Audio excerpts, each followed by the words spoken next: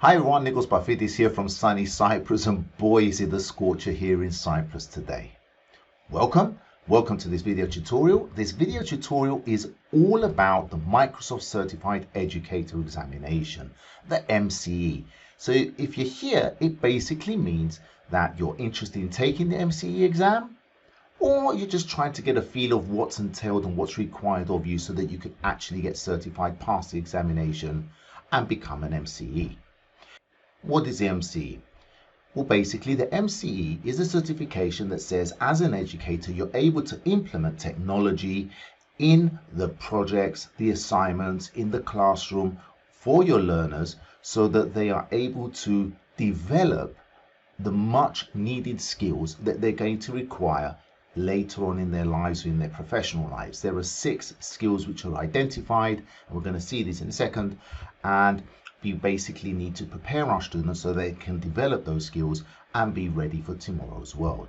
The MCE exam does not require that you got proficiency in the technologies, in using software or the technology itself.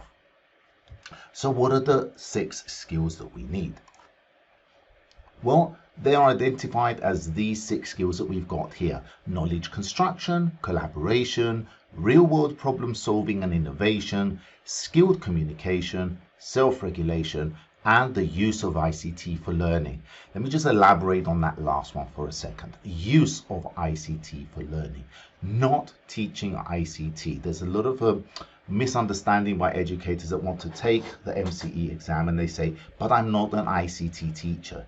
Again, I will reiterate, this is not a certification or an exam to check your proficiency in ICT. Requiring the ICT is a requirement in some projects for students to be able to develop something so that they can communicate with a broader audience or target audience, or to be able to communicate with people, with their peers, or even from people outside of the school walls. These are skills. It's not a piece of software that you have to teach them to learn to use. Now, you do need to have an understanding of how a lot of the applications work, but this is not that kind of exam. Okay, so let's move on. And the next section we're going to have a look at is, how do you prepare for the examination?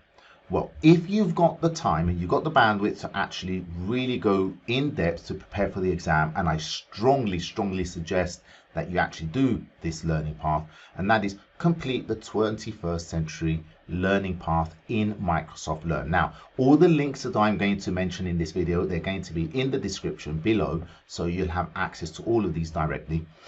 And essentially, the 21st century learning path is 8 courses, and those each 8 courses will gain you a badge, and once you've completed all of them, you will get the trophy for that entire learning path. Now, the learning path itself, again, is made of 8 different sections, very in-depth sections. They're going to give you so much clarity and understanding of each and the importance of each section and how you can actually implement it. But again, this video is for simply passing the examination. So you don't need for the exam to go over this. I strongly suggest you do, because if you want to be a complete educator, it's not about just getting the certification, it's being able to implement what that certification represents. So this is a fantastic resource. Now, this page here, I'm basically describing the handbook, or the OneNote notebook, which contains all the material you need to prepare for the MCE exam and for the 21st century learning design skills. The first section is this one here. Now, this one is the official participant handbook. Let me just open that so you can have a look at it. And here you get all of the sections that you want for the preparation. So we have a look here, these 6 here. These are the 6 skill sets that we identified. You get an introduction, you get some anchor lessons, and you get embedding 21st century learning design skills in practice. This version here, you can see it's viewing only. You cannot edit it, you cannot export it. You can copy paste the data from here into another notebook so that you can have your own version, but I've done that for you. I found it a little bit inconvenient not being able to get a download version of this, because I want to be able to view this and probably make my own notes on it. So that first link is the official one, and I'm going to say official one more time because these links here will take you to, I would say, a carbon copy of the first one, but a copy which you can download and have your own copy of. Now, I've created this copy for you. I've simply copied all that data down. So if I click on that, you're going to see there are 3 versions for you to download. So let me just expand this so you can see the 3 names. Now, this one here, 21st Century Participant Notebook, it's a package, it's a OneNote package. This is a carbon copy of this online version. No differences, I've copy pasted everything. In fact, the only thing that I did change, there was a link to the learning path, 21st Century Learning Design, the learning path, and it was going to the wrong one. It was going to Microsoft Education. I modified it in my version so it points to the right one in Microsoft Learn. So this is a downloadable copy. Again, I'm not going to say it's the official one because I've created this for you. The next one, this one here, and I'm going to show you these because I've actually put them in my OneNote. This one also contains the rubrics and the decision trees from the previous version, and I'm going to explain to you why in a second. And this third one, the streamlined version, this particular version is just a streamlined version of which contains only the need items for the exam. It's like a quick reference handbook for preparing for the examination, and it's a printer friendly version as well. Okay, let's have a look at these handbooks. This one here is the same, it's a downloaded one. I've actually double clicked on the OneNote PKG, and what it does, it has all of the same sections as the online version with one difference, and we'll go over that now. You get the 6 skill sets: knowledge construction, collaboration, real world problem solving, skill communication, self-regulation, and use of ICT for learning. And if we just click on one of these, now you also get the other parts as well: the introduction, the anchor lessons, and embedding 21 COD in practice. But I'm just going to focus on these. I'm going to click on knowledge construction.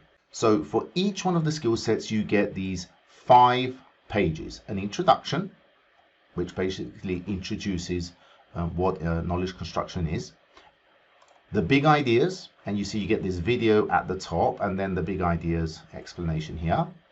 The rubric, this one here is the new rubric. You can see it's color coded in orange. At the bottom you got the codes, and these codes basically represent exactly the same thing as the table at the top. So they are, this design is a little bit user friendly in the sense that you've got 2 ways of actually reading this. Personally, I'm not too comfortable with this version. This at the bottom is the old version. Now, this old version here has got background colors, and that makes it much easier for me to relate information based on the colors. Now, I'm dyslexic, so using colors and shapes really helps me remember things, and unfortunately, these here don't help me much. Plus, the contrast between the writing and the background is not that good, and it really makes reading this quite difficult for me. So I've added this for you because every learner is different. We all learn in different ways. So just so we can be a little bit more inclusive, I've added these old rubrics. They're exactly the same if you read them. There's no difference to it. It's just the design which is different. The same goes for the decision tree. So in the decision tree here, you can see, again, this monocolor, let's say, design. Again, a little bit hard for me to follow. Some people have said they prefer it. Quite a few have preferred the old one. At the bottom, you get a text description of this decision tree. Now, keep in mind the rubrics,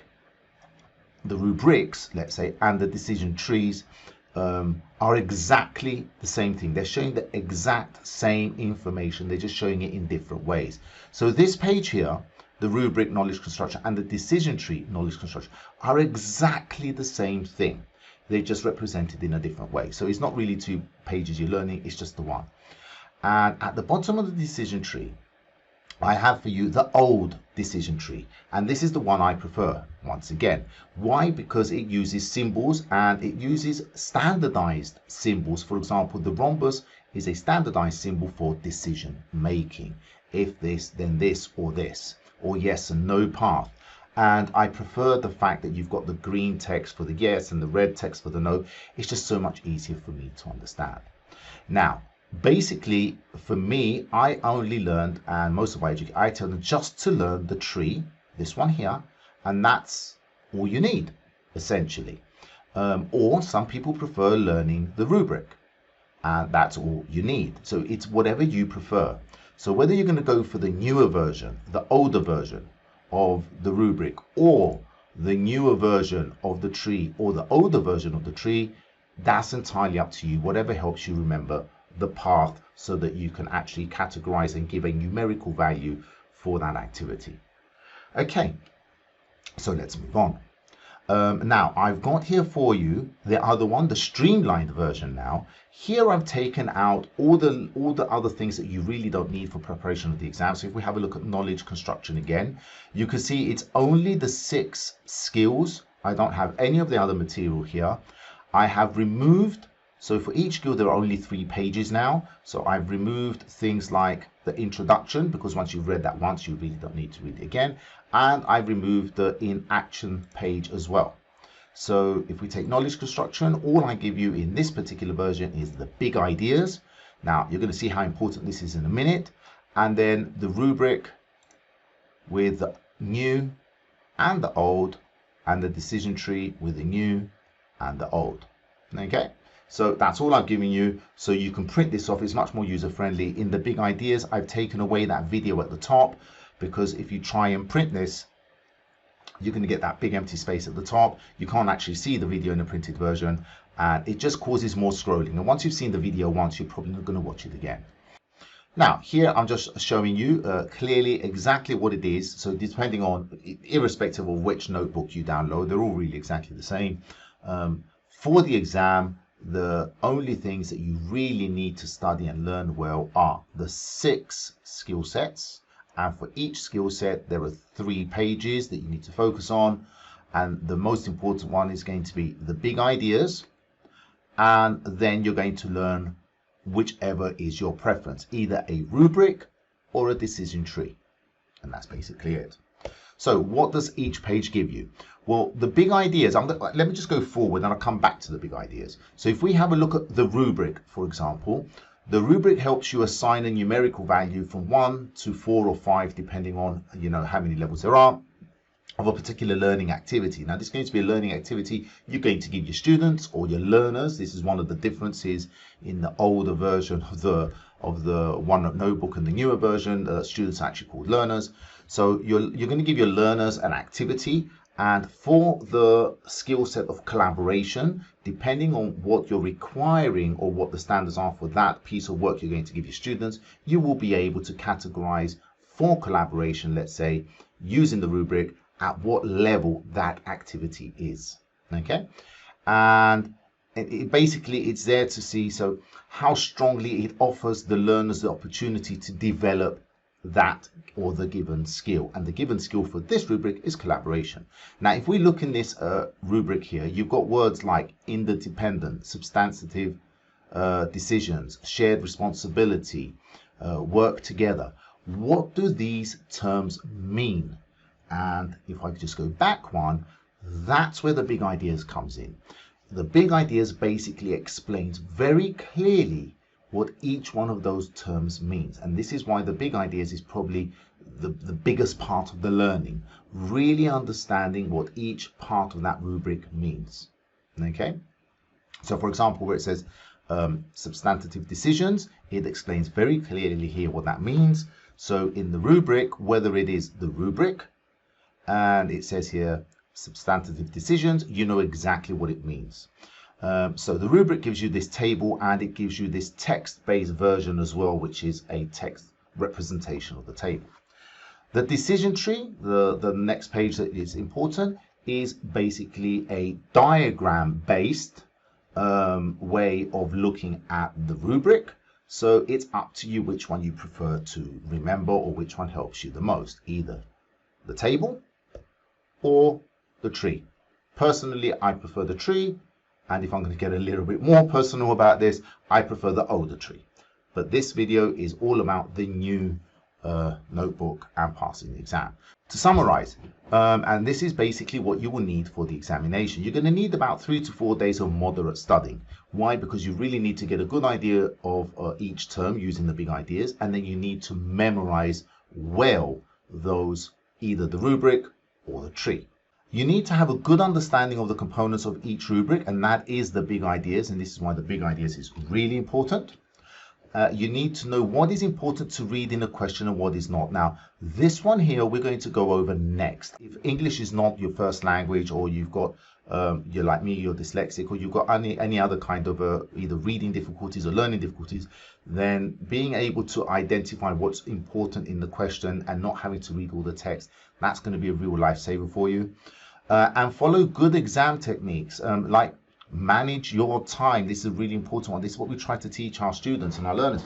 Manage your time well. Don't fixate and don't obsess about one question. You can let a few questions go if you feel that they're consuming too much time. The questions will either be questions which are focused on one particular rubric, and each question will have a small scenario or something about the learning activity, and you have to answer a question focused on one of the rubrics. The next style of question is questions which are focused on a case study. Now, when it comes to case study, you're going to have a scenario where you're going to have to read some text. I'm not going to say you have to, because I didn't actually read any of the case studies.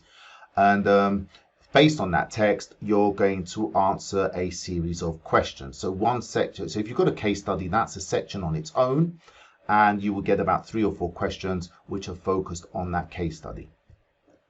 The next style of questioning will be questions based on good teaching practices. Let me just get out of the way for that so you can see that. So it's a good teaching practices based on a scenario. So here I advise you to, and we're going to see this later, I advise you to essentially just answer the question as if it was a real scenario. What would you do in that real scenario? And that's it.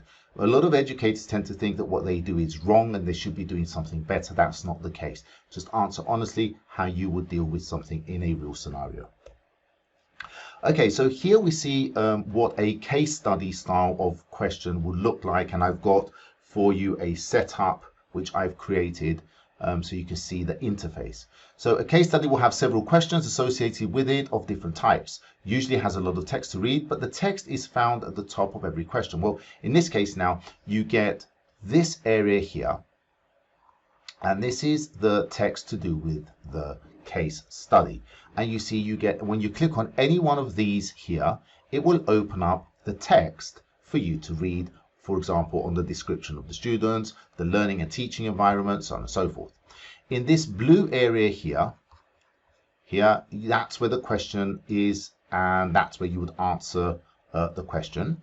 And just below the description of the case study in this blue box here, you get the rubrics. Now, the good thing about this is that when it comes to a case study, let's say you can see here, this case study has got 3 questions, and this is actually question number 2. We're going to see the interface a bit later. And each of the questions may be focused on different rubrics, but each question focused on one rubric, and the rubrics are listed for you. And every question that you go to, you will get this area here on the left hand side, so you can actually open up the rubric of your choice and just see the rubric, or just read some information, let's say to do with the learning environment and the teaching environment, if you need that information to answer the question. So they've made this questioning so much easier now. It's so much easier to follow. An example of a type of text that you would get, and I've tried to put one here for you. So when you click on the general overview, for example, on the button here, this is like a sample text from a sample question, not an actual question. Then you go to, let's say, description of students, you get this text, learning and teaching environment, that's that. They've actually reduced the sections. Before, I think there were about 7 sections, 6 or 7 sections. They've actually made them only 4 now. Learning activities, I don't know, say something like that. So you can see there is quite a bit of text there. There's only about 3 case studies, I think. 3, I don't think there's 4, 2 or 3 case studies. And that is quite a bit of text for you to read. Again, if you're a fast reader, by all means go through it. Okay, what type of questions are there? Well, there are 5 types of questions: yes, no, complete the statement, match the level questions, evaluate the text, and multiple choice. And now we're going to go through some sample questions so we can see each one of these and see how you would answer it and exactly what kind of text you would need to read so that you can answer the question. So this is a yes no style question. The first thing that you do with every question, the first thing that I always tell my educators to practice and learn, and that is this: always identify which rubric it's about.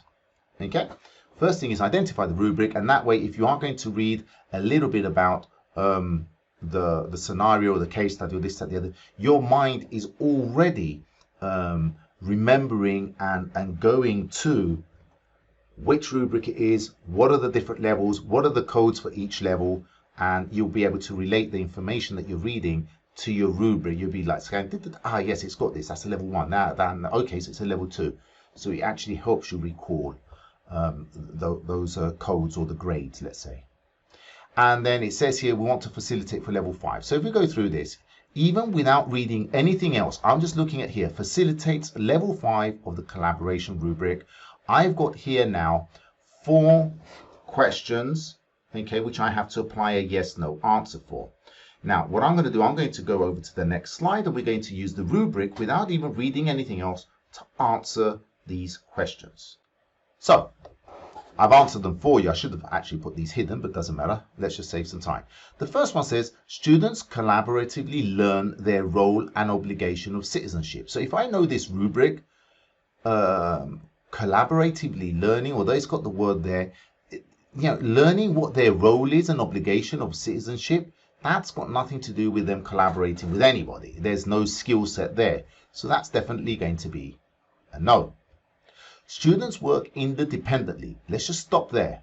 They have to work interdependently. So if I remember my rubric and I know this by heart, I know that working interdependently is what is required to go to a level 5. So that's going to be a yes. That's without reading any of the question yet. Teams will work collaboratively to write a news article. So they're going to work together to write a news article based on the politician's response. Well, that's going to be a level 5. It's going towards a level 5 because they're going to be required to work in groups. Okay, so they have to work in groups and collaborate to write a news article. So since they're working groups, they're also going to have shared responsibility. They're going to work together to write this in here. And at the same time, to actually do this, they're going to have to make some substantive decisions about how they can actually complete this this article. So that's definitely going to be a yes. Students interpret, analyze, and evaluate information. That has nothing to do with collaboration. In fact, if you know your rubrics well, then if we just go now and have a quick look at the knowledge construction and go to the big ideas, we can see what they've just described now is the knowledge construction rubric. Okay, they're going to analyze and evaluate, and that's what that says there: analyze and evaluate. So that's got nothing to do with collaboration, so that's going to be a no. So can you see from the question here, without reading any of the other text, we're able to answer those questions just by knowing that rubric really well. Okay, complete the statement style questions. Now here you're going to be given some kind of question. The first thing to do is to identify which is the skill that you're going to be working on for this question. This one is to do with real world problem solving. You would read the text and then click on the drop down arrow here, and down here you will get a series of text, and you're going to choose which one best fits to complete the statement. These always come in twos, so there'll be another one here where you will click and then just complete the statement by choosing one of these. There's only about 3 options, if I remember well enough. There's not more than 3 or 4, definitely not. So complete the statement style questions. Match the level type questions. Now here, this is a single question. I'm just going to say what I mean by that. Remember when we said here we've got these 3 styles of questions. So it might be a case study, really makes no difference, it's just based on the case study. But sometimes, even if it's not a case study, and we said with the case studies, you're always going to get the rubrics. You're always going to get these rubrics here. Well, even in some of the questions, like this one here, which is not part of a case study, in some of the questions, you will get the required rubric for that question at the top. Okay, so although I say you have to learn the rubrics well, you will actually get those rubrics in most of the questions. More on that a little bit later. So the only problem is that you have to spend time reading this, and that's going to be time taken from you being able to answer all the questions. Let's just analyze this. So this particular one is all about knowledge construction, and we have to identify the level. So here we've got 5 different levels. Okay, and it says here you can use them more than once or not at all. So you can, for example, use, say, level 2 here and here for this one and this one. Or it may be that you answer and you don't use any of the levels. So I've opened for you here the same question, but this time I've got the rubric at the top for you. So we can just go through this very, very quickly. Now, it says here, students in the social studies class memorize cities of the world. That's memorizing. Has nothing to do with knowledge construction. And again, I'm not going to teach you what each one of the skill sets actually means and do the lesson for you. You really do need to read them and learn them. So this is just raw memory. There's no knowledge construction there. So the first rubric here says requires knowledge construction. No, well, that's going to be a level 1. So that is going to be a level 1. I would simply drag this one and then place it in its position there. So the next one basically says students in an art class, so it's art, learn about forced perspective. They are then introduced to watercolors and are assigned to create a simple painting of a railroad track disappearing into the distance. Okay, so they're doing art, they're learning about forced perspective in art, and then what they've learned they need to implement so that they can draw a train track disappearing in the distance. But it's art again. It's not using another subject, is it? They're still doing this exercise in art. So it's not interdisciplinary. They do have to apply their knowledge construction. I've just crossed that out instead of highlighting it. So let's just get rid of that. So they do have to implement, it does display knowledge construction because they must have learned about forced perspective to be able to do the second image, but they're still working in art. So that's not interdisciplinary. That's going to take us down to a level 4. Okay, so that's going to be a 4. Next one, computer science students apply their programming skills to write a game that calculates complex trajectories to hit targets. So their subject is computer science. They're applying their programming skills to develop a new product. Okay, so that is knowledge construction. They're using their skills to create this new product, which is going to hit targets. But complex trajectories also incorporates maths to be able to calculate those complex trajectories. So it's not just programming. So they do have to apply their knowledge construction in a new context, and they do, and it is interdisciplinary because it is also involving math. So that's going to be a level 5.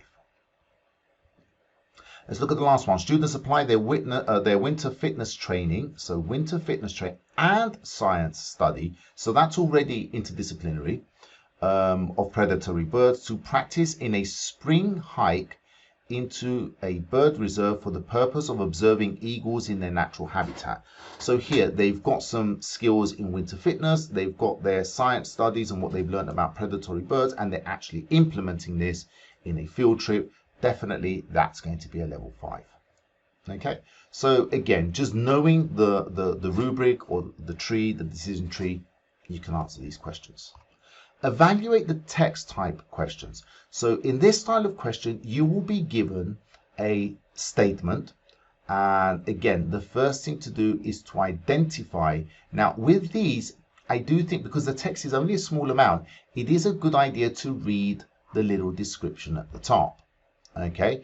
And I normally go back to it later. I try to eliminate what is definitely not right. and then I use the text to find out what is right. But again, that's up to you. The way that you learn and the way you do things is entirely up to you. So you want your students to experience how lighting and shadows give objects a 3D appearance, and then create an animation. So they're going to be creating something of a sphere or cube moving across a stationary background. Now, here's what we've got. According to 21st century learning design, use of ICT. So that's this rubric here. To be an effective educator, the best resource or resources to support your educational outcome would be, and can you see this thing here is underlined? That is the text that you need to analyze. Okay, it says would be to take photos of a ball and cube and display them to the class using a PowerPoint presentation. So what it's saying is you need to analyze that underlined text and say, review the underlined text. If it makes sense, if it makes the statement correct, there's my dyslexia kicking in. I'm reading what I want to read instead of what's actually there. So if it makes the statement correct, select no change. So if this statement here, which is underlined, makes the statement correct, in other words, you want your students to experience how lighting, blah, blah, blah, blah, create an animation of the sphere cube. Okay, so if that makes sense, then you just click on no changes needed.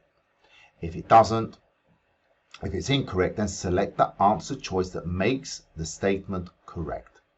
So I'm just going to leave the no changes needed out for now. Divide your students into teams of 3 to capture light angles on a ball and cube using a digital video camera. Well, we need to know what ICT for Learning rubric is. So I've got that here for you. Exactly the same question. We're just going to analyze that text. So the fact that if we have a look here, it says at the top, you've got 6 desktop computers, each equipped with audio cards and video editing software. But you've only got 3 digital video cameras. And that's where this thing really comes in and ties up. So dividing your students into teams of 3, that's good, because you've only got 3 cameras. That makes sense.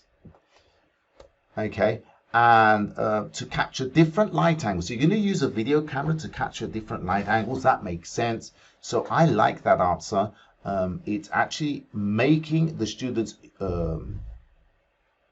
use ICT. So they're going to use a camera, so that's technology. They're going to capture this shape in different angles. Then the ICT supports the knowledge construction, so they can't do this without using the camera.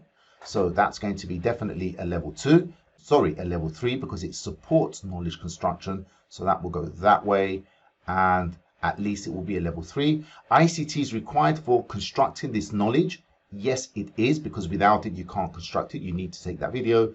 And learners are designers of an ICT product. Well, they are, because the question said clearly they're going to be creating an animation. So you only need 1. So I'm just going to tick that one off for now and say, I like that. That's much better than that. So no changes needed. I'm getting rid of that. Find a video about lighting on the internet and project it for the students to watch. Yeah, no, the students are not using any technology. Just looking for something on the internet is not classified as ICT for learning. So they're not using ICT to learn. So that one's definitely a no-no. And collaborate with the physical education class to supply models to study. That makes no sense. Okay, so again, there's no ICT for learning there. So the only one that's giving ICT for learning and adding value to this skill set is going to be this one. So that's going to be the correct one. Okay, I've got another evaluate the text type question here for you, slightly different. Again, here you need to identify, it says you want it to go to level 5 of the knowledge construction rubric. Your literature class is learning about the structure of historical fiction. After studying about character development and fictional stories, you assign each student to read a historical fiction novel and write a book report. Does this support knowledge construction? No. But they're just really repeating what they've in text, writing it down, what they've read. So straight away, without reading anything else, no changes needed. That's going to be wrong, because I want to reach level 5 of the 21st century learning design for knowledge construction. So it says, you know, review the underlying text, so on and so forth. So which one is going to be the one that's correct? So if we have a look at the rubric for knowledge construction, we know that the exercise must require knowledge construction. Knowledge construction is the main requirement, so they have to be able to apply their knowledge in a different context, not just repeating an exercise that's been done. Learners are required to apply their knowledge in a new context, and to be a level 5, it has to be interdisciplinary. So it has to involve more than one subject, let's say. So let's look at the samples that we got here. So read 3 historical fiction novels and analyze the common characteristics of each book. That's going to be a no-no because we're just repeating the same thing again and again, just reading more and more books. They're not implementing any of their knowledge. Watch a movie about a famous incident in history. Again, there's no, so even because you know the rubric, just knowing that this is supposed to be level 5 of knowledge construction rubric without reading anything else, you can cross these 2 out straight away. Learn about the life of a famous historical leader and write a short fictitious story about the person in that named period. That's going to be a yes. Why? First of all, they're going to learn about the historical leader.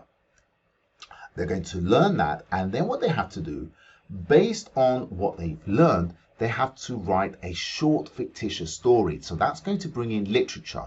And if it's going to be a fictitious story, then they're going to have to really show that they've understood what life was like in that time and that era, and be able to describe the characters based on that date and age. Okay, so that's really applying the knowledge that they've developed by understanding what they've read about this historical leader. That's definitely going to bring it to a number 5, because it's more importantly, it's interdisciplinary and they have to apply their knowledge in that new context. Okay, I think this is the last one. It's multiple choice style questions. I think we're all familiar with these. Again, the first thing to do is to identify the 21st century learning design skill. In this one, it's self-regulation, and it says according to level 4. Level 4 is the maximum for self-regulation. And I'm not even going to read this question. Okay, I'm just going to go straight to here. It says, I want to identify 2 modifications. Okay. Now, I'm going to see whether we can just answer these without even reading the description. It's multiple choice and we need 2. So I'm just going to come over here. Here's my self-regulation rubric, and we're going to use it to see whether we can identify the 2 which are correct. You require the students to use ICT to design their marketing plan. Using ICT, nothing to do with self-regulation. Absolutely a good idea to implement for the other rubric, but not for self-regulation. You require the student pairs to learn their own work and meet with them weekly to assess their progress and provide guidance. Well, if we know our rubric well, we can see learners have the opportunity to revise their work based on feedback. So here they're revising their work, going over what they've done based on their feedback and improving it. Definitely going to be one of the correct answers. The student pairs schedule meetings with their teachers of other subjects and request interdisciplinary support. Well, again, we've already seen interdisciplinary. It's got nothing to do with self-regulation. That's part of knowledge construction. Definitely a good exercise, but not for the self-regulation part. Remember, any given assignment that you give your students is not going to be focused on one rubric. It's going to be focused on all 6 rubrics. And you'll be able to categorize the level that exercise or that project meets for each of the 6 rubrics. Now, ideally, you want to try and grade each rubric as high as you can for in one project for all the 6 skill sets. But that's going to be a rare occasion. That's going to be a lot of, in general, though, you should be able to get a decent grade on all the skill sets. Okay, so here we're just analyzing the self-regulation one. Students design their consulting tasks to be interdependent. Again, interdependent, that's a different rubric altogether. You establish learning goals for your students and provide them with a rubric for grading their work at the end of the project. So Here you've got, I'm going to tick that because it says here you give them the learning goals and the criteria in advance. So that is a requirement to get to level 4. So those are your 2 answers without even reading any of that question. Okay, now here I've highlighted skill communication, and there's a very unique reason for this. Skill communication is the only rubric or decision tree, whichever one you prefer, which has got this double loop. What do I mean by this double loop? For you to get to a level 4, the students must provide sufficient supporting evidence. That will take you over here. And they must design something for a particular audience. That would take it to a level 4. If any one of these 2 is not true, you can only ever get to a level 3. So let's say it provides supporting evidence. So students have given supporting evidence for their findings, but they don't design something for a particular audience, and it will go over here, and then it will be a no, taking you down to a level 3. If they don't provide supporting evidence of their findings and whatever it is that they're presenting, that will go down this way. But they do design something for a particular audience, then again, it goes to a level 3. And that's why you need to really read that statement a little bit more clearly. I'm going to show you an example question of that.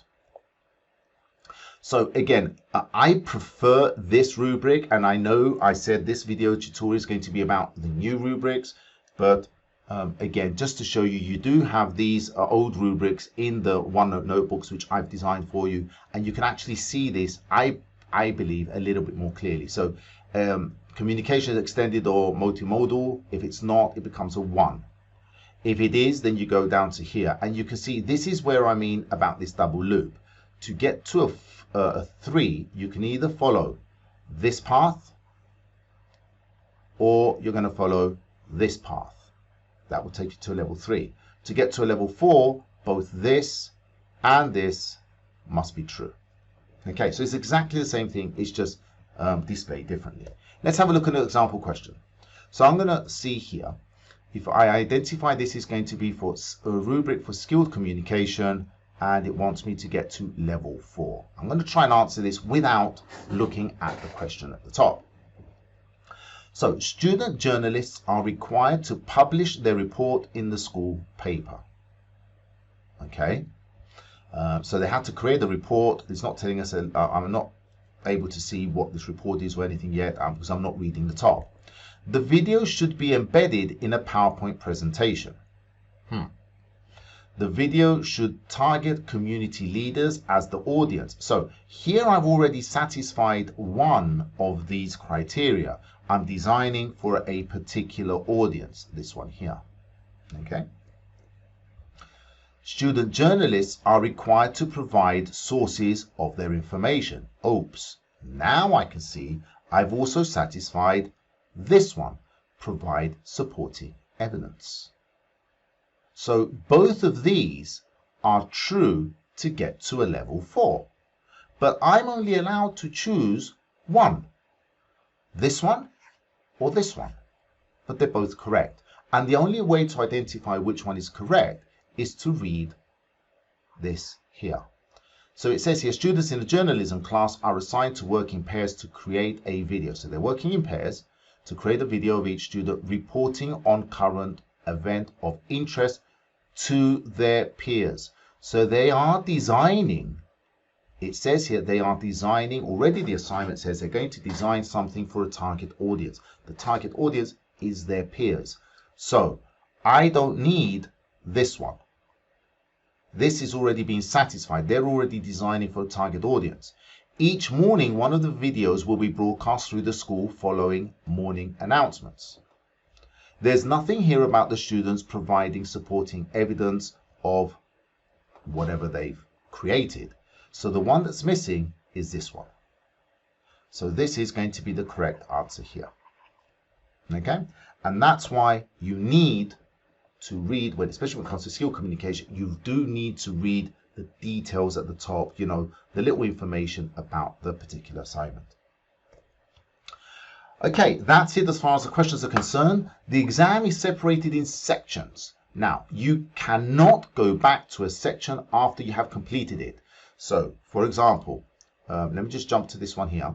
When you complete a section, you will get a page that looks like this, and it will simply say you've answered 3 questions. That basically means that section had only 3 questions. This is how many you've unanswers for review or for comment, and you need to click finish. Now, most teachers which take this exam, they're a little bit concerned about clicking finish, because I think the first section has actually 3 questions, and then they say, well, if I click finish now, have I finished the exam? Am I going to close it too early? Have I done something wrong? You're absolutely fine. By clicking finished on this kind of screen simply means you've finished with that section, and you cannot go back to that section once you've finished it. Okay, so here I've got a sample question of, and we've seen this before, of a case study. The case studies, we said, are going to be sections on their own. So if we take this particular case study here, we can see there are 3 questions for this case study. We're currently on question number 2. On the right hand side, which is really good, it shows you the amount of time you have left for the entire exam. And something that's been added and is fantastic, well done for adding this, it tells you the overall exam progress. So here it says you're on question number 7 of 40 total questions. Now, before this part wasn't included in the test, it was quite confusing because you'd only see you're on number 2 of 3 questions, and that was only for this section. You didn't know how many more questions you had for the end of the exam. So here you're going to have a total of 40 questions for the entire exam, and on the left side it shows you how many questions out of how many for the section you're working on. Okay, again, case studies will have this section here on the left hand side. The top part here will be information related to the scenario, the description of the work, for you to be able to answer the questions. You can, if you want and you've got time, you can actually read those. If you're not a very good reader and English is not your first language, I suggest don't bother wasting your time reading all that information. You can answer the question just by identifying the rubric and remembering the rubric. But the good thing is now, for all the questions in the case study, you get the 6 rubrics as well. So for every one of those, and that's a big help. So if you get stuck on remembering one of the rubrics, you can quickly reference those. So for all 3 of the questions in this case study, you will get this section on the left hand side. Okay, and then when you finish that section, you click on finished. You can't go back, and the reason you can't go back is because then for questions when they don't give you the rubric, you can't go back to these questions and click on the different rubrics to see what they are. Okay, this is a style of question which is not related to a case study. Okay, and again, it's a separate section, and you can see this section here has got 30 questions, and I'm actually on this particular one here supposedly on question number 12 out of the 30 questions in this section. However, for the overall exam, I'm actually on number 18 out of the total 40 questions that are available. Okay, so it's really good. This top right side is very useful. It gives you a good track of where you are on the overall exam. On the left hand side, it's only information about the section you're working on, and of course this also important one at the top here, the time. Okay, keep a track of the time. So here it means I've actually got 32 minutes left to answer 22 questions, because I'm a number on 18 out of 40. I've got another 22 questions. I can actually plan my work, how much time I'm going to allocate for each question. Okay, there are some questions which are focused on good teaching practices. Now, we said this, you can't really prepare for those. However, if you have used things like Teams, Minecraft, OneNote, and learning tools, or MakeCode and Microbits, you'll be more than fine on that. You're going to say, well, I haven't used all of these. I've only used Teams. Well, that's fine. I've got a little slide here which I'm going to show you. So here I've got just an example of Microbit and MakeCode, because there are some MakeCode and Microbit questions in there. You don't need to know about Microbits or have used them before or ever used MakeCode. But I'm only showing you this slide because it gives you an understanding of what those questions actually mean. So Microbit is an electronic device which you can program using block code. This is block codes. We actually use blocks to create programs, and we can actually decide to program in JavaScript as well, and probably other languages. But block code is the most common one for people that haven't learned a programming language before. So we could, for example, if you're doing a maths problem or some other kind of problem, and you ask the students to actually implement. Remember the question we saw about before? Students in the computer science class, they were doing trajectories, complex trajectories to hit targets. Well, that's maths. So they could actually write a program or do a block code to represent that mathematical calculation. They could actually write, younger students, a little program in block code to calculate the area of a square by entering 2 numbers in, and it will give you the area of the square. And then you can extend that and say, well, let's make the program so you can calculate the area of, let's say, a rectangle, a triangle, a circle, and they can just write the program in MakeCode. And in Microbit, on this side over here, it will display the answer for them. So they will put 2 numbers in or choose 2 numbers, and it will display the answer. So this is, something where knowledge construction, anything where you're going to use MakeCode and Microbits to implement knowledge that they've learned, that's definitely going to take you to a very, very high level, level 5 on the knowledge construction rubric. This is what MakeCode and Microbit is. Okay, I think this is the final slide, or we're coming close to the end here. Essentially, tips that will help you with the general knowledge questions. So understanding the safeguarding of children which have access to the internet. Now, because of technology, we're using the internet a lot. Their devices are connected to the internet. So we have to be mindful about their safeguarding. We have to, and if we don't know as teachers, and quite understandably, some teachers might not know what a firewall is. Some teachers might not know what content filtering is. Then it's always good, to be able to talk to your IT department and make sure that the internet is monitored, make sure the internet is filtered so they don't go to inappropriate sites. Sometimes as teachers, especially for younger children, to make our lives easier, we get students to use the same password for a particular platform they're going to use, or we use, let's say, password 1, password 2, password 3. These are very weak passwords. This is not good practice. It is a good idea for students to learn to create secure passwords. MakeCode and Microbit used to demonstrate knowledge construction. Absolutely. Anything you have with knowledge construction and it's got Microbit or MakeCode in there, by all means, that's going to be the answer. Syncing files across devices using OneDrive. So again, with technology, it's not about using a PC or an Apple Mac or whatever. It's all about being able to access and create knowledge construction and collaborate and communicate using a wide selection of devices, mobile phones, tablets, laptops, computers, PCs, all of these things. So you can sync these files and make these files readily available through OneDrive, or you may use something like Teams and use the file section so you can collaborate with your colleagues. These are different skill sets that you've probably learned these past couple of years, and this is why the exams change. They're incorporating these styles of questions in the MCE. Basic knowledge of Teams, channels, assignments, login, and file section. Again, you should have the basic knowledge of the different channels. For example, in a class team, you have the class materials, and that's read only.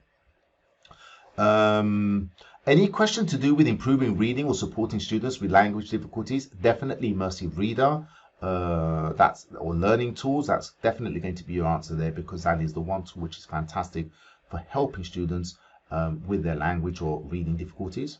Any question with regard to an ICT resource where many people working together will need to collaborate and share files? Well, the answer is going to be something like Teams. You've got the file section in Teams, or if it's just something you want to send someone who's outside of the organization, you want to share them a collaboration link to a particular file, then that will be a shared link with OneDrive. Minecraft is a great tool to engage students and generate knowledge construction as they are working in an environment they're familiar with. So this is basically all you need to know about Minecraft. The fact that it's an environment that students are familiar with, so they're more than willing to work in Minecraft. They're able to implement their understanding of knowledge that they've acquired either in a lesson or some other topic, whether it's maths, whether it's art or anything like that. And they are able to represent their ideas in builds. But at the same time, you could also use MakeCode with or coding in Minecraft. Important thing is here that as an educator, you don't need to know how to use Minecraft or play Minecraft. You just need the basics, and you don't need to have any programming knowledge to actually give exercises that require coding, because you just need the very, very basics. And in most cases, you're going to find the students probably know more than you. Okay, overall, the paper has 40 questions. You have 60 minutes. You will receive your result immediately after the exam. Some questions, now approximately 50%, this has increased now. Before it was only about 20-25% of the questions had the rubric included at the top or on the side of the question. Now it's 50% of the questions, so that's going to be a big help for you. The other good thing is that in a particular section, there's one section, I think it's about 30 odd questions. Some of those questions have got the rubrics, and because you can go backwards and forwards within a section, so once you've finished the section, you can't go back to those questions, but within that big section, which is about 30 odd questions, you can go back to previous questions and open a rubric on a question that doesn't have a rubric. Now again, this takes time, so I don't advise it. I advise you learn those rubrics well. If the rubric is not available, and that's what I just said, you can probably go backwards and forwards and find that rubric, and you cannot go back to a question in a section you have completed. I'm going to wish you good luck in this exam. I'd love to see a comment about whether you've taken the exam, whether you found this video useful. The previous video was actually a very, very big hit. It helped thousands of educators pass the exam. So I'm hoping this video does also. If you've liked this video, you've learned something new, if it's helped you prepare for the MCE, please click like, make sure you subscribe, and I'll see you again in the next video. Take care. Bye-bye.